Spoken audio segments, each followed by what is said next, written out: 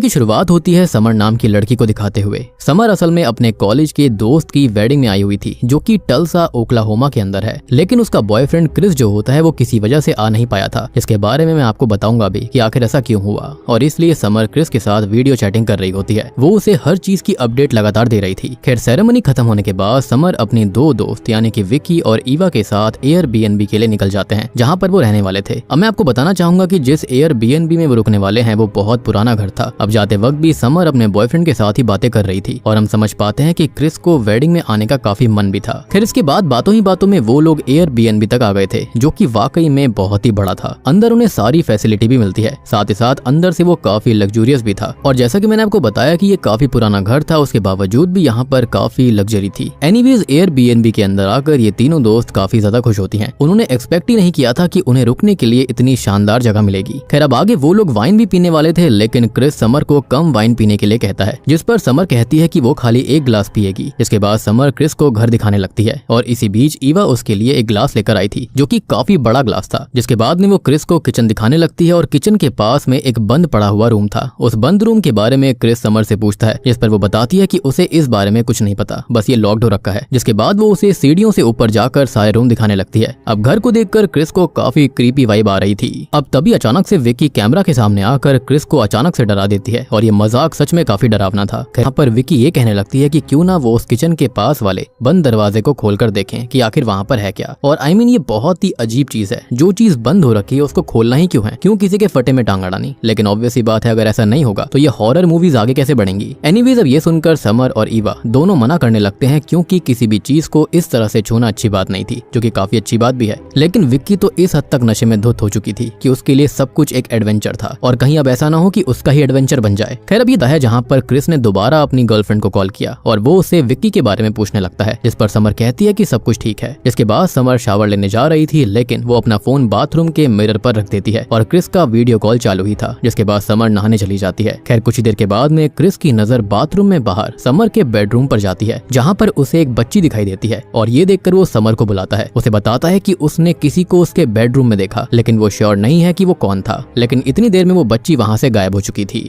अब इस बात पर समर ये कहती है कि वो जरूर ईवा या फिर विक्की होगी और ये सुनकर क्रिस भी मान लेता है। खैर इसके बाद दोनों बात करने लगते हैं, जहाँ पर समर बेड पर लेटी हुई थी और उन दोनों की बातों से अब जाकर हमको समझ आता है कि ये दोनों असल में लॉन्ग डिस्टेंस रिलेशनशिप के अंदर हैं और उनकी बातें अक्सर फेस टाइम से ही होती थी और यही रीजन था कि यहाँ पर वो आ नहीं पाया था, यानी कि क्रिस इसलिए इस वेडिंग के अंदर नहीं आ पाया। खैर अब यहाँ पर ये दोनों प्यार भरी बातें कर रहे होते हैं कि तभी लाइट चली जाती है और ये काफी अनएक्सपेक्टेड था, इसलिए समर चेक करने लगती है और तभी क्रिस को बाथरूम के अंदर एक शैडो दिखाई देती है, जिसको देखकर वो हैरान रह गया था। वो शैडो बिस्तर की तरफ आई और अचानक गायब हो गई। क्रिस ये बात समर को बताता है, जिसके बाद वो चेक करती है, लेकिन वहाँ पर कुछ भी नहीं था। खैर अब तभी उनको एक जोर की आवाज आती है, जिसके बाद समर ने जल्दी से कपड़े पहन लिए थे और फिर वो जाती है विक्की और ईवा को चेक करने के लिए, जहाँ पर विक्की तो आराम से सो रही होती है। अब इसके बाद वो ईवा को चेक करती है, लेकिन उसके रूम में जाने पर उसने पाया कि ईवा तो वहाँ पर थी ही नहीं और ये काफी वियर्ड बात थी। इस पर क्रिस कहता है कि हो सकता है वो पावर ऑन करने के लिए गई होगी और इसके बाद वो उसे चेक करने के लिए जाने लगती है। अब नीचे आने के बाद में उसे कुछ आवाज आ रही थी और थोड़ा आगे जाने पर उसे ईवा दिखाई देती है, जो कि दूसरी तरफ मुंह करके खड़ी हुई थी और जैसे ही अब वो उसके पास जाती है तब ईवा एकदम से रोने लगती है। वो काफी घबराई हुई लग रही थी।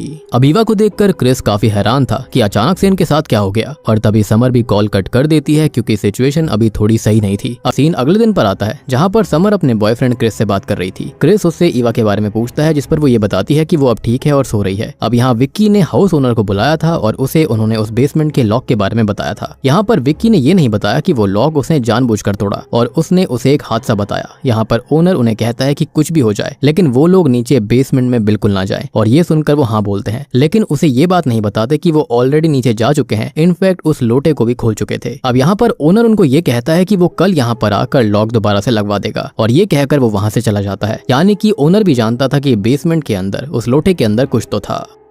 इसके बाद समर क्रिस को अपना रूम दिखाती है और यहाँ पर वो फोन कट करके थोड़ी देर बाद उसे कॉल करेगी ऐसा कहती है। इसके बाद सीन बदलता है, जहाँ पर समर फिर से क्रिस को कॉल करती है। अब यहाँ तीनों दोस्त साथ में बैठी हुई थी, लेकिन विक्की जो थी उसने इतना नशा कर लिया था कि वो कुछ भी बोलने लगती है और वो कुछ ऐसा गलत बोल देती है जिससे कि समर और क्रिस को अच्छा नहीं लगता। खैर अब वो लोग बातें आगे बढ़ाते हैं। खैर चलो अब यहाँ से सीन चेंज होता है, जहाँ पर समर और विक्की को साथ में दिखाया जाता है और क्रिस भी वीडियो कॉल पर ही था। ये लोग बात कर ही रहे थे कि तभी उन्हें कुछ गिरने की आवाज आती है, जिसके बाद विक्की और समर बाहर देखते हैं जहाँ पर सामान बिखरा पड़ा था और सीलिंग लैंप भी गिरा पड़ा था। तभी उनको बेसमेंट से कुछ आवाज आती है जैसे कि वहाँ पर कोई गया हो, जिसके बाद वो दोनों वहाँ चेक करने जाते हैं जहाँ पर बेसिन का नल ऑन था। समर जल्दी से नल को बंद करती है। देन वो बेसमेंट के दूसरे रूम में जाती है जहाँ पर अर्न में रखी हुई राख बिखरी पड़ी थी। ये देखकर समर विकी पर गुस्सा करती है क्योंकि उसको ये लग रहा था कि ये विकी ने किया है, लेकिन वो ये बोलती है कि शुरुआत के बाद से अब तक वो यहाँ पर आई भी नहीं। खैर अब समर उस राख को साफ करती है, जिसके बाद अचानक नेटवर्क कट जाता है और क्रिस का कॉल भी, जिसके बाद क्रिस दोबारा उसे कॉल करता है जहाँ पर समर विकी के साथ बैठी थी। अब यहाँ क्रिस उनको बताता है कि उसने इस घर के अंदर अजीबोगरीब चीजें महसूस करी हैं, देखी हैं, जो कि बिल्कुल भी आम नहीं है। उसने परछाइयां देखी हैं समर के रूम में, इवन हॉलवे के अंदर भी, और विकी को उसकी बातें बेकार लग रही थी, इसलिए वो वहाँ से उठकर चली जाती है। तब क्रिस जो होता है समर को उसकी बातें गौर से सुनने के लिए कहता है। वो बोलता है कि यहाँ पर चीजें ठीक नहीं है, ये घर पैरानॉर्मल है, और उसने इसके बारे में इंटरनेट के ऊपर रिसर्च करा था और उसको पता चला है कि जो परिवार यहाँ पर बहुत पहले रहा करता था वो 1921 के मैसेकर में खत्म हो गया, और इस मैसेकर को टल्सा रेस मैसेकर कहा जाता है। और यह हादसा असल में हुआ था। तो हुआ ये था कि 1921 में टल्सा ओक्लाहोमा के ग्रीनवुड एरिया में, जिसे ब्लैक वॉल स्ट्रीट कहा जाता था, वहाँ एक छोटे से हादसे के बाद एक मैसिव रेशियल वायलेंस हुआ था।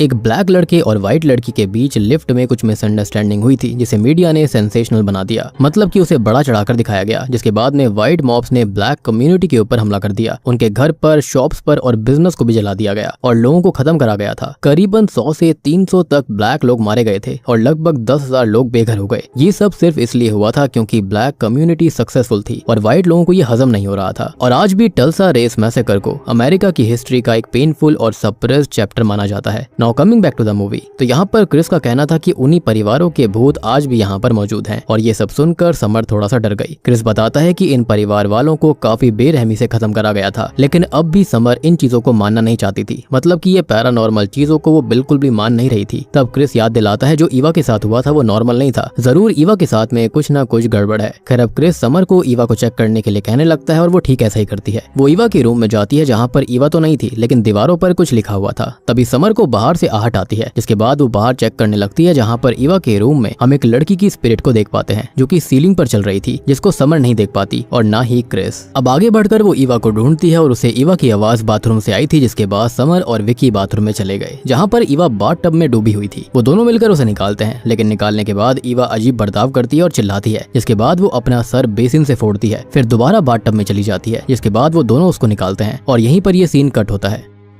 अब दोनों विकी को मना करने लगते हैं, लेकिन वो उनकी एक बात नहीं सुनती, जिसके बाद में वो वहां पर चेक करने चली गई थी और उसके जाने के बाद अब ये तीनों अपनी बातों को कंटिन्यू रखते हैं। लेकिन तभी उन तीनों को एक जोरदार थर्ड आवाज आती है, यानी कि बहुत तेज वाली आवाज आई थी। जिसके बाद ईवा और समर चेक करने जाते हैं विकी को। चेक करने पर उनको पता चलता है कि विक्की ने वो बंद दरवाजा तोड़ दिया था, जिससे ईवा और समर बिल्कुल खुश नहीं थे क्योंकि इसका हर्जाना उनको चुकाना पड़ेगा। लेकिन विक्की के लिए तो ये सब भी एक एडवेंचर की तरह था। अब विक्की उस दरवाजे के अंदर चली जाती है जिसके पीछे ईवा और समर भी चले गए थे। वो उसको रोकने के लिए जाते हैं। अब अंदर जाकर देखने पर उनको एक बेसमेंट मिलता है जहाँ पर काफी सारा पुराना सामान रखा हुआ था और विक्की इन सामानों को ऐसे चेक कर रही थी जैसे कि उसके घर का सामान हो वो। अब समर उसे चीजों को छूने से मना करती है, लेकिन विक्की उसकी एक नहीं सुनती। उसने नशा कुछ ज्यादा ही कर लिया था। अब तभी यहाँ पर विक्की को एक अर्न यानी कि एक कलश मिलता है, जिसको देखकर विक्की और ज्यादा क्यूरियस हो जाती है और उसने उसे खोल भी दिया था। और खोलने के बाद वो घर अचानक से हिलने लगता है, लेकिन थोड़ी देर के बाद में सब कुछ नॉर्मल हो गया था, यानी कि उन्होंने किसी चीज को तो आजाद कर दिया। अब विक्की उसके अंदर देखती है जहाँ पर सिर्फ राख थी और उसे देखकर विक्की डिसअपॉइंट हो जाती है। और तब समर ये कहती है कि उसने इसके अंदर क्या एक्सपेक्ट किया था, सोने के सिक्के। अब ईवा जल्दी से विक्की के हाथों से वो अर्न यानी कि कलश ले लेती है और उसे वहीं पर रख देती है जहाँ से उसने उठाया था, क्योंकि कहीं ना कहीं ये एक तरह की डिसरिस्पेक्ट थी। अब ये करने के बाद वो लोग उसे सुनाने लगते हैं कि उसने ऐसी चीज को हाथ क्यों लगाया, जिसको सुनकर विक्की ऊपर चली जाती है और यहाँ समर ने बाय बोलकर क्रिस का भी कॉल कट कर दिया था।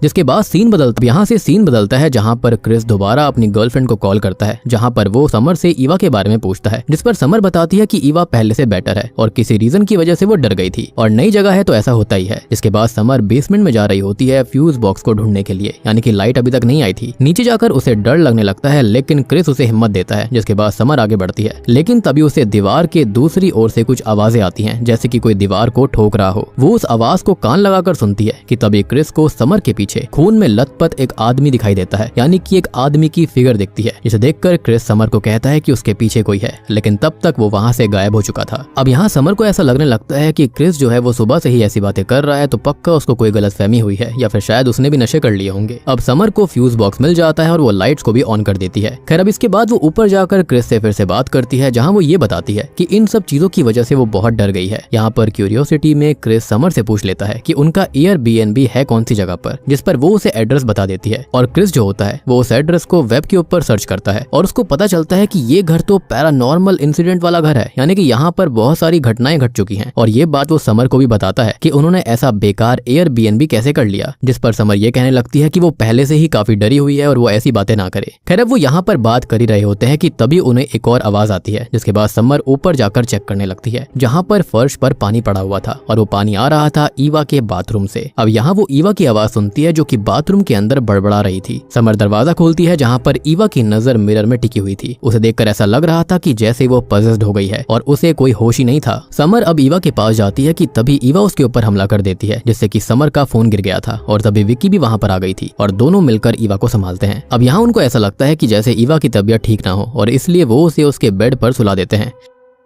खैर अब इसके बाद में होता यह है कि समर विक्की को सारी बात बताती है जो भी अब तक हुई थी। अब यहाँ पर सिचुएशन काफी अजीबोगरीब मोड़ लेते जा रही थी। उनको समझ में नहीं आ रहा होता कि उनके साथ चल क्या रहा था, लेकिन इन सब में विक्की अभी भी चिली होती है। उसे किसी चीज से कोई फर्क ही नहीं पड़ रहा होता, लेकिन ये सब उसी की वजह से हुआ था। और जब से उसने उस बेसमेंट का दरवाजा खोला है, जब से उस अर्न यानी कि कलश को खोल दिया है, तब से उनके साथ कुछ ना कुछ अजीब हो रहा था। खैर इसके बाद समर बेड पर लेट जाती है और यहाँ क्रिस ये कहने लगता है कि ये घर पैरानॉर्मल चीजों का हिस्सा है और ये एक टीवी शो के अंदर भी आया था, लेकिन समर और डरना नहीं चाहती थी, इसलिए वो उसको चुप कर देती है। खैर अब यहाँ पर वो लोग आपस में बात करते हैं, लेकिन समर को नींद ही नहीं आ रही होती, इसलिए क्रिस उसे सोने के लिए कह देता है और समर सो जाती है। अब क्रिस यहाँ पर वीडियो कॉल पर ही था ताकि समर को डर न लगे, लेकिन तभी वो कुछ काम करने के लिए बाहर चला जाता है और वीडियो कॉल ऑन ही थी। जिसके बाद हम समर के बिस्तर के पीछे अंधेरे में से एक परछाई को आता हुआ देखते हैं, जो कि समर को ही देख रही होती है। जिसके बाद में वो धीरे धीरे समर के पास बढ़ रही थी और फिर वो अचानक गायब हो गई, लेकिन वो परछाई या फिर स्पिरिट बिस्तर पर चढ़ने लगती है और हमको ये पता चलता है बेड के स्पंज से, जो कि उसके वेट से दब रहा था, और वो स्पिरिट समर के फोन को गिरा भी देती है। अब थोड़ी देर के बाद में क्रिस लौट कर आता है, जहाँ पर कैमरा का एंगल बदला हुआ था, यानी कि फोन गिर चुका था, जिसको देखकर वो समर को आवाज लगाने लगता है। अब समर उठकर कैमरा ठीक करती है, जिसके बाद वो बाथरूम करने के लिए चली गई थी। अब बाथरूम करते वक्त वहाँ का दरवाजा अपने आप खुल गया था और वो अपने आप बंद भी होता है, जिस पर दोनों ही ध्यान नहीं देते। जिसके बाद समर दोबारा बिस्तर पर आती है और तभी उसे एक थर्ड साउंड आती है, यानी कि फिर से वही आवाज जो कि रूम के बाहर से आई थी। समर रूम के बाहर चेक करने जाती है, जहाँ पर वो देखती है कि ईवा फिर से रूम में नहीं थी कि तभी ईवा जोर से उड़कर आती है और दीवार से टकराती है। ऐसा लग रहा था कि जैसे किसी इनविजिबल शक्ति ने ईवा को दूर फेंक दिया हो। अब ये देखकर समर बहुत बुरी तरह से पैनिक करने लगती है और जल्दी से विकी को बुलाने लगती है। जिसके बाद दोनों ही ईवा को जगाने की कोशिश करते हैं, लेकिन ईवा जो थी वो उठ ही नहीं रही होती। जिसके बाद दोनों मिलकर किसी तरह से उसको उसके रूम में लेकर जाते हैं। खैर अब वापस से हम रूम के अंदर दोबारा उसी स्पिरिट को देखते हैं। जिसके बाद में समर अपना फोन उठाती है, जहाँ पर क्रिस उसे क्लियरली कहता है कि उन्हें इस एयरबीएनबी को, इस घर को छोड़ना होगा, क्योंकि यहाँ पर कुछ तो अजीब है। लेकिन समर कहती है कि क्रिस की इमेजिनेशन उसे बार बार डरा रही है और वो ऐसी बातें ना करे। सबसे बड़ी बात ये थी कि ईवा को इस तरह से किसी ने उठाकर फेंक दिया था, तब भी यहाँ पर समर को यकीन नहीं था। खैर अब वैसे भी उसने एम्बुलेंस बुला ली थी और सब कुछ ठीक होने वाला था। जिसके बाद में वो कॉल कट करती है। अब क्रिस दोबारा उसे कॉल करता है, जहाँ पर एम्बुलेंस आ चुकी थी। जिसके बाद 2 पैरामेडिक्स वहाँ पर आए थे। वो ईवा को चेक करते हैं और यहाँ पर वो दोनों ही पैरामेडिक्स काफी जल्दी में लग रहे थे। वो ईवा को चेक करके बताते हैं कि ये ओवर ड्रिंकिंग की वजह से हुआ है और उसे नींद की जरूरत है। जिसके बाद ये पूरी तरह ठीक हो जाएगी। लेकिन विकी और समर जानते थे कि ईवा की दिक्कत थोड़ी ज्यादा बड़ी है, लेकिन वो दोनों ही पैरामेडिक्स उनकी एक नहीं सुनते और चेकअप करके फटाक से वहाँ से चले जाते हैं। लेकिन समर को विश्वास था कि ईवा इतनी भी ज्यादा ड्रंक नहीं थी। खैर अब अगला का लिंक आपको नीचे पिन कमेंट में मिल जाएगा। तो मैं आप सबको मिलता हूँ अगली वीडियो के साथ में, तब तक के लिए